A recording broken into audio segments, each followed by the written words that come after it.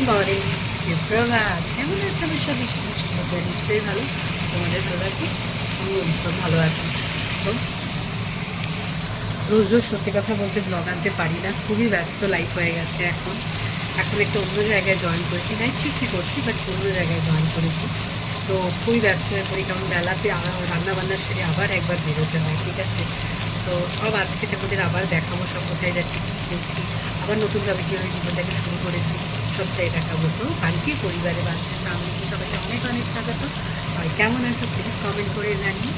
আর চলো, এসেই বাড়িতে সমস্ত নিজের কাজকর্ম শুরু হয়ে গেছে। কী করছি তোমাদের দেখাচ্ছে, সারাদিন আজকে কী করছি সবটাই শেয়ার করছি।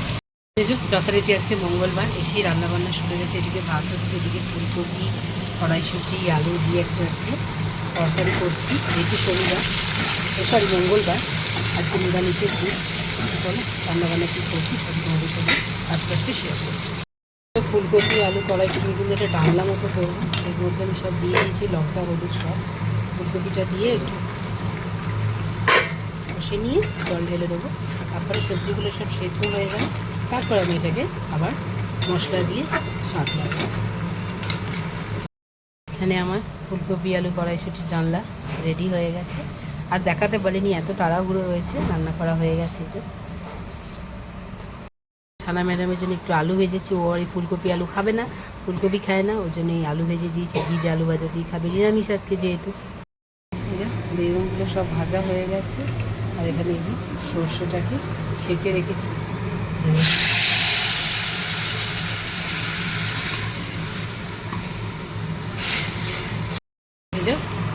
এখানে টকবক করে আমার সর্ষে বেগুনটা করছি। সর্ষে বেগুন মোটামুটি কমপ্লিট। একটু সর্ষের তেল ছড়িয়ে দিয়ে পড়ে গেল তেলটা। এখন আবার চলে এসে পেশেন্টের এখানে। পেশেন্টকে একটা ইঞ্জেকশান দিতে হবে, সকালে একবার আসতে হয়, এই জন্য ইঞ্জেকশন দিয়ে আবার 1 ঘন্টার জন্য আসি, এসে দিয়ে তারপর আবার যাই, তারপর আবার রাত্রিবেলা নাইট ডিউটিতে আসি। তো রাস্তা আস্তে আস্তে তোমাদের দেখানো হয়নি, কিছুই দেখানো, এখানে এত ব্যস্ত থাকি, সত্যি কথা বলতে কিছুই দেখানো হয় না। জাস্ট এখান থেকে বাইরের ভিউটা দেখো। আমি এই যে অ্যাটমসফিয়ারে ডিউটি করি, আমি তো প্রাইভেট নার্সিং করি, আমার পেশেন্ট অ্যাটমসফিয়ারে আছে। এই যে অ্যাটমসফিয়ার থেকে আমি এখন 24 তলায় আছি অ্যাটমসফিয়ারের। দেখো সায়েন্স সিটিটা একদম সামনে, সায়েন্স সিটি। আর পুরো কলকাতার শহরটাকে দেখো, রাত্রে যে এত অপূর্ব সুন্দর লাগে কি বলবো। চলো আমার কাজটা সারি, তারপর আবার আসছি। ও আমার পেছনে অ্যাটমসফিয়ার বিল্ডিং, বুঝো, এখান থেকেই আমি এখন বেরোলাম। হয়ে গেছে আমার কাজ, ইঞ্জেকশন দেওয়া। রোজই আসি 1 ঘন্টার জন্য, সকালে আমাকে সকালে ইঞ্জেকশন দিয়ে যেতে হয়। আর আমি নাইট শিফট করি, আবার রাত্রে আসি। 8টা থেকে আমার ডিউটি থাকে, 8টা থেকে সকাল 7:30 8টা। তো এখন ইঞ্জেকশন দিয়ে সোজা বাড়ির পথে। প্রচুর কাজ সকাল থেকে রাত পর্যন্ত, এত ব্যস্ততা লাইফ না, কিছুই করে উঠতে পারছি না। যাই হোক, সেজন্য রেগুলার ব্লগও দিতে পারছি না। সো প্লিজ তোমরা একটু দেখে নিও, যদি কিছু ভালো লাগে একটু লাইক কমেন্ট করো, পারলে একটু সাবস্ক্রাইব করো আমার চ্যানেলটাকে, একটু এগিয়ে নিয়ে যাওয়ার সুযোগ দিও। সব কিছু ম্যানেজ করতে হয়, তো তাই হয়তো রোজ ব্লগ দিতে পারি না। তো চেষ্টা করবো রেগুলারলি ব্লগ দেওয়ার।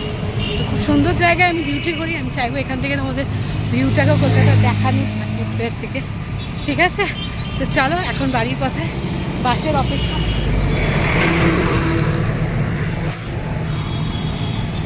বাসটা মনে হলো বেরিয়ে গেল, যাক নেক্সট বাসটা আসলে নেক্সট বাসে উঠবো।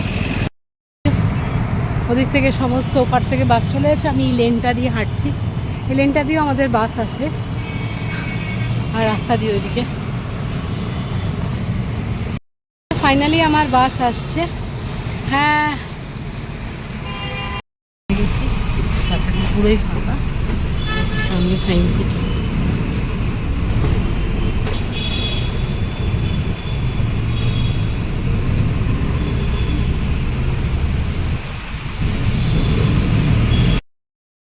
রেডি হয়ে বেরিয়ে পড়েছি সমস্ত কাজকর্ম শেষ করে। সন্ধ্যেবেলা হয়ে গেছে, এবার নাইট ডিউটির জন্য চললাম রেডি। সো আজকের মতো ভিডিওটা এখানেই রাখছি।